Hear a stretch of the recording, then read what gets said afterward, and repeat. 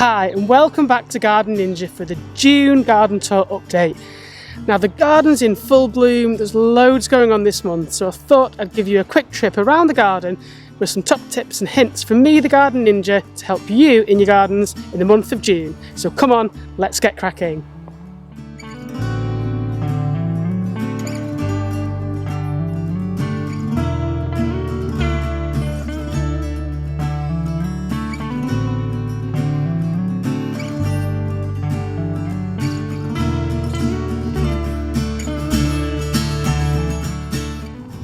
So in last month's video guide, I touched upon how to improve your soil, and it really struck a chord. I've had so many messages from a number of you asking how to improve clay soil, sandy soil, what to do if your soil's too free draining, too moisture retentive, and I've been answering all of those online, but I thought it might be worthwhile me going into a bit more detail about the easiest way to improve your soil if you're stuck with a problematic area, whether it's either struggling to grow your plants in or you find that it gets waterlogged. And the main thing I'm going to suggest, as you may have guessed, is mulch. So I've got some mulch on order from Compost, and we're going to walk over now and I'm going to tell you a little bit more about why it's so important.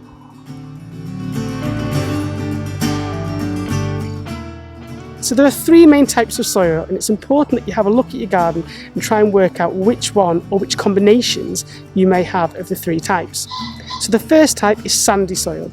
So sandy soil is very light, it's free draining, which means that moisture runs through it quickly, but it also leaches nutrients quickly as well. So I like to think of it as trying to hold on to dry sand. It kind of leaks out everywhere, and that's kind of the analogy for your plants. Easy to dig, and it warms up quickly in the spring but cools down just as quickly in the autumn and winter. The second type is clay, and most people kind of turn their faces up and go, ugh, clay. Now clay is incredibly moisture retentive, it's fudgy and it's high in nutrients, so it holds on to nutrients for longer. But it does make it really difficult to work with, and it also means that some plants will struggle, especially plants that like drier, more free draining properties. And the third type is silty soil, which is kind of like a mixture in between the two. It's neither too moisture retentive or too free draining. It's got a really fine light structure. It's very what I call thin. Most of the time you're going to have a blend between the two, but you'll usually find it's either sandy or it's clay. Very rarely will you find pure silty soil. Now there's loads of hints and tips online as to how you can work it out, but I like to dig a hole, fill it full of water. If it's sandy, within an hour it will have drained. If it's more silt or clay, it will still have some water in it. And that's kind of like the cheat sheet for working out your soil. So come on, let's have a look at the mulch.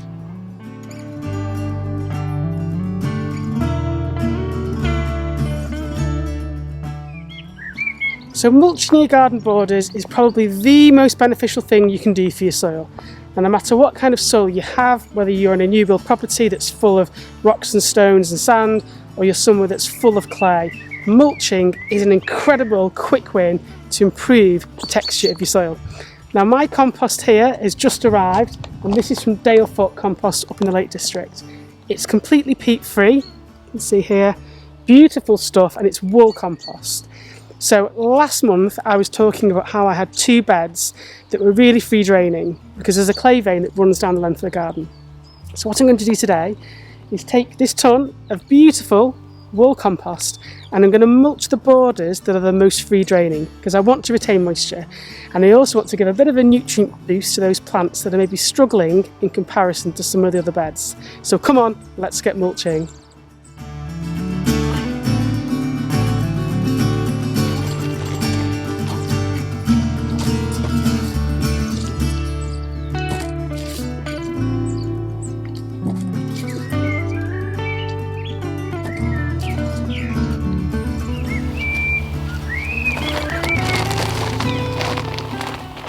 So the clay vein I'm talking about runs through the middle of the garden, which means some beds are really moisture retentive and full of nutrients, but others are far more sandy. So we're going to move over to a bed that I've just mulched. And you'll see down here, this is one of the sandy beds. And the mulch that I've put on is like a thick carpet of that gorgeous Dalefoot wool compost. It's really nutritious, it's moisture retentive, so it's going to help this bed keep up with the other bed over there, which is on the clay vein. So things grow far faster there than they do here. But by using mulch and adding organic matter to the soil, we're helping to improve it and even out the stakes. So hopefully by this time next year, these two beds will be comparable in size, whereas at the moment this one is a few weeks behind the other. But by adding that organic matter, we're helping the soil, we're helping the environment because we're increasing all that bacterial action and all the microbes that are going to be breaking things down, and your plants will certainly benefit from it. So rather than spraying on fertilisers or chemical compounds, I always recommend that you look towards a mulch of compost first.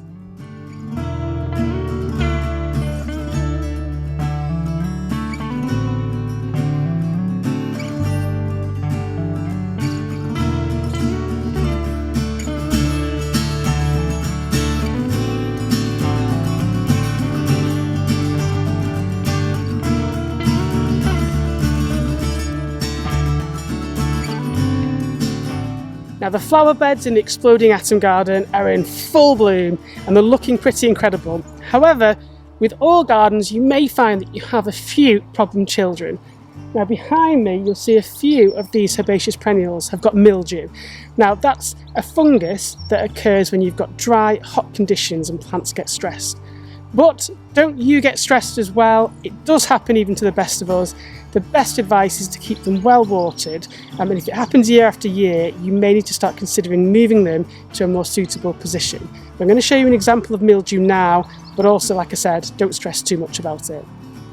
So if you have a look behind me, this sweet scabious or Nautia orthodona has got mildew, and you'll see it because the leaves have almost like what I call a toothpaste mark on them. So they've got little white marks. As I said, it's usually due to dry, hot weather when the plant's stressed. You can see from the flowers that it's not exactly fatal. It's a little bit unsightly, but to be honest, I'm not that bothered. I will check again next year, make sure these are well watered. But in any kind of heat wave, you're going to end up with a few issues. But don't take too much drama from them. You know, I'm not going to be scrubbing these with baking soda or any of those online remedies. Just leave them alone. If the plant's looking healthy enough, then just sit back and enjoy them.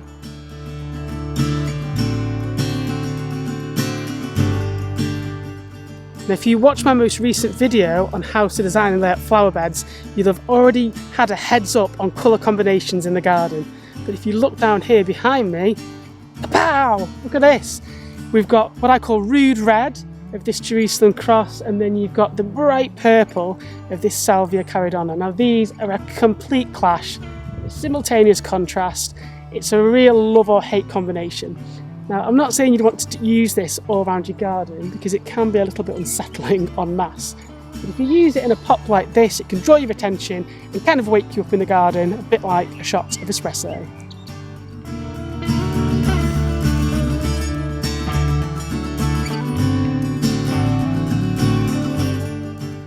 So I've had a bit of a splurge during Corona with the lockdown, and I finally relented and bought myself a garden shredder, and it's like a big boy's toy really. Because we've got quite a few trees here, whenever I'm cutting down certain branches, or if there's any damage, there's an awful lot of wood to be cut up and either used on a log burner or composted. And a garden shredder is an incredible tool if you're in the same predicament as me, to be able to slice up all that material, which A, makes it really easy to compost, and B, saves you loads of time. So I'm going to show you down here an example of this month's trimming. So we cut back a number of the overhanging branches in the wildlife garden to open up the light and to open up the view. But we've also ended up with all of this wood here. So I've left it for a week to dry out slightly, but now we're going to turn on the garden shredder. I'm going to show you exactly how that works and why it's every gardener's dream.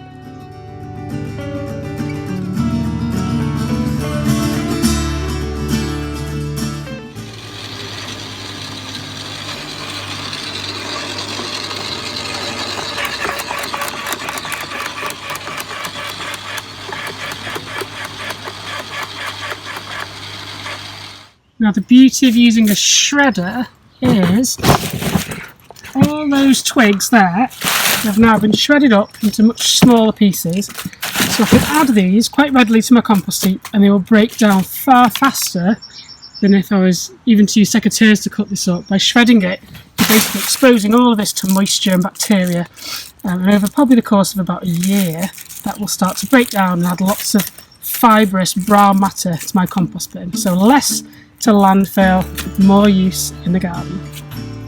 And once you've finished with your shreds, you can then add them to your compost bin. So all these little bits of wood here will compost far faster than if I was to try and do all of this with a pair of secateurs and loppers. It would take me all day. So it's better for your compost bin and it's better for your arms. Definitely worthwhile as an investment if you're going to be cutting up lots of dry woody material.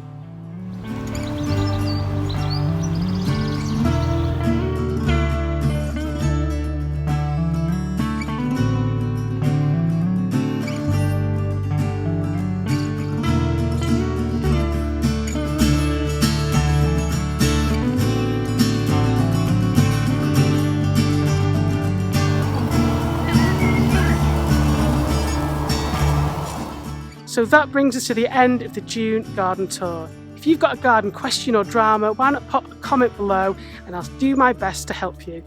Make sure you check out the rest of my YouTube channel where there are over 100 how-to garden design hints, tips and hacks to help you make your garden awesome. I've been Garden Ninja, happy gardening.